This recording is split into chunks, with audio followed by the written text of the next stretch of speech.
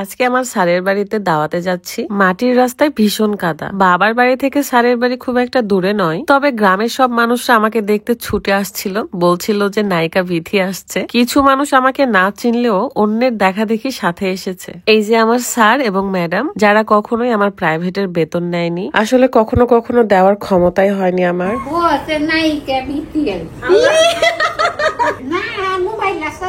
আসসালামু আলাইকুম, কেমন আছেন সবাই? বৃষ্টির মধ্যে আজকে আমি শাড়ি পরেছি, তার উপর রাস্তায় ভীষণ কাদা। হিল পরার পর মনে হচ্ছিল বোধহয় ভুল করে ফেললাম, যদি পড়ে যায় তখন কি হবে। স্যারের বাড়িতে দাওয়াতে যাচ্ছি। গত রাতে দাওয়াত ছিল, বাট এত বৃষ্টি ছিল যে যাইতে পারি নাই। 15 মিনিটের রাস্তা এন্ড আমি গাড়ি নিয়ে চলে যাচ্ছি। তবে এইসব জায়গায় গাড়ি রাখা একদমই সেফ না, আমি খুবই টেনশনে ছিলাম। যাই হোক, আমি সকালে ঘুম থেকে উঠেই কিন্তু স্লিমিং টি খেয়েছি, কারণ ওজন কমানোর জন্য এটা 100% কাজ দেয়। যারা খুব সহজে চা খাওয়ার মাধ্যমে ওজন কমাতে চান আর হালকা একটু এক্সারসাইজ, তাদের জন্য বেস্ট হলো অর্গানিক স্লিমিং টি। 3-4 মিনিট ফুটিয়ে নিয়েছি এবং ছেঁকে নিলাম। কালারটা আমার ভীষণ ভালো লাগে। ইউনিক কালেকশন ফেসবুক পেজ থেকে আপনারা এই অর্গানিক স্লিমিং টিটা পেয়ে যাচ্ছেন। পেজটা আমার ভিডিওর ডেসক্রিপশনে দেওয়া আছে। যাদের থাইরয়েড, ডায়াবেটিক্স আছে তারাও খেতে পারবে, শুধু প্রেগনেন্ট আপুরা বাদে। কিন্তু বেবি হওয়ার 1 মাস পরে আবার খেতে পারবেন। তাই দেরি না করে এখনই অর্ডার করে ফেলুন, কারণ আমরা যদি নিজেকে ভালো না বাসি তাহলে অন্য কেউ ভালোবাসতে পারবো না আর অন্যদের ভালো রাখতে পারবো না। যাই হোক, স্যারের গ্রামে চলে আসছি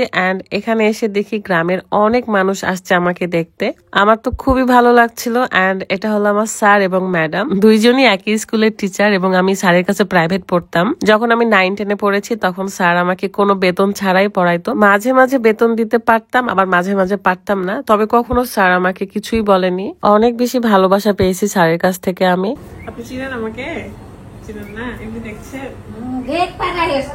কাকে দেখতে আসছেন সেটা জানেন? কে এটা? নায়িকা বিথি।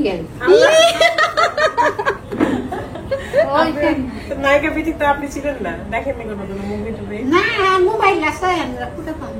আচ্ছা, ভালো লাগছে আমাকে দেখতে? ভালো লাগে না? আমি তো বন্ধ হয়ে গেলাম এই কথা শুনে।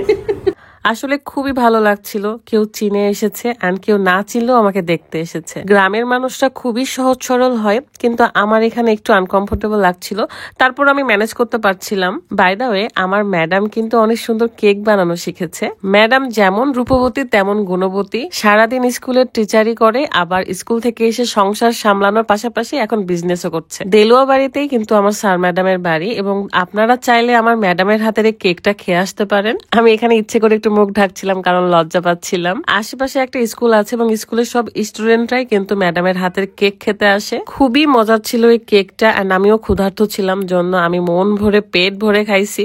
আমার স্যারের ছেলে শাওন, তাকে ভীষণ মিস করছিলাম কারণ সে রাজশাহীতে ছিল, তার এক্সাম চলছে। যখন আমি প্রাইভেট পড়তাম তখন শাওন অনেক ছোট একটা বাচ্চা ছিল, ক্লাস 4-5-এ পড়তো। পরে আমি খাওয়ার সময় তাকে ভিডিও কল দিই এবং সে অনেক হিংসা করছিল, বোঝাই যাচ্ছে, কারণ সে তো বাড়িতে নাই, এখন বাড়ি দখল করছে আমি।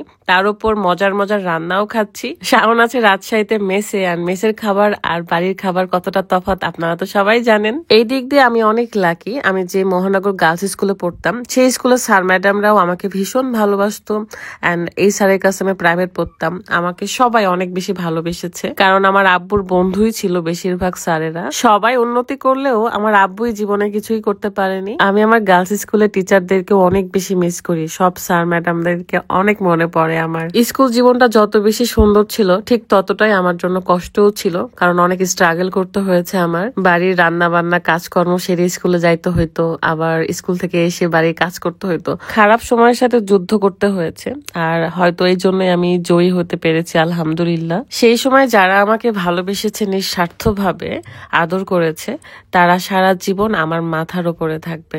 সবাইকে আমি সম্মান জানাই। আল্লাহ সবাইকে ভালো রাখুক, সুস্থ রাখুক, এই দোয়াই করবো সবসময়। বাসায় চলে এসেছি, ভীষণ টায়ার্ড লাগছিল এন্ড আমার ঘুমাইতে হবে। গত রাতেও ঘুমাইতে পারিনি ঠিক মতন, তবে আজকে টানা 12 ঘন্টা ঘুমিয়েছি। আব্বুর এখানে আসলে আমি জানি না কেন শুধু ঘুম পাই, মানে আমি বুঝতে পারি না কেন এটা হয়। যাই হোক, ভালো থাকবেন, বিদায় নিচ্ছি, আল্লাহ হাফেজ, আসসালামু আলাইকুম।